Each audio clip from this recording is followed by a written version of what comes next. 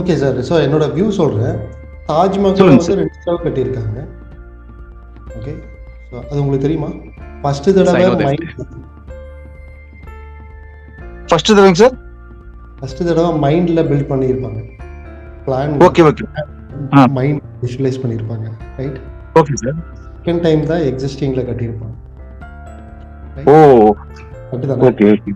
So யார் வீடு கட்டும்போது ஃபர்ஸ்ட் மைண்ட்ல கட்டிடுவாங்க.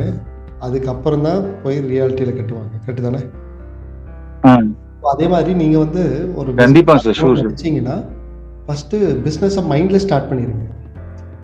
ரைட்? மைண்ட்ல ஸ்டார்ட் பண்ணிருங்க. அதுக்கு மைண்ட்ல ஸ்டார்ட் பண்றதுக்கு உண்டான ப்ராசஸ் தான் you are spending one hour everyday. நீங்க வந்து உங்க பிசினஸை வந்து டிஃபைன் Yes, பண்ணி sir. What is the problem statement, என்ன விஷன், என்ன மிஷன், இதெல்லாமே ப்ராப்பராக செட் பண்ணுறீங்க அப்படின்னா you are constructing, you are starting a business in your மைண்டுன்னு அர்த்தம். அது எல்லாம் முடிஞ்சதுக்கு அப்புறம் அதுக்குன்னு ஒரு டைம் வரும், அதுக்குன்னு ஒரு சுச்சுவேஷன் வரும். தென் யூ கேன் ரியாலிட்டியில் வந்து நம்ம ஸ்டார்ட் பண்ணலாம். அதுவும் நான் 80-20 தான் ரெக்கமெண்ட் பண்ணுவேன். ஸோ 80% நீங்கள் சர்வைவலுக்காக என்ன வேணாலும் பண்ணலாம். மல்டிபிள் பிஸ்னஸ் பண்ணலாம், இல்லை வேறு ஒர்க் பண்ணலாம், அல்லது ஹோம் மேக்கராக இருக்கலாம், ஸ்டூடெண்ட்டாக இருக்கலாம், ஒர்க்கிங் ப்ரொஃபஷனல், எப்படி வேணாலும் இருக்கலாம். ஓகேங்க சார். ஆனால் 20% ஆஃப் டைம் மட்டும் you can invest in your creating the fortune.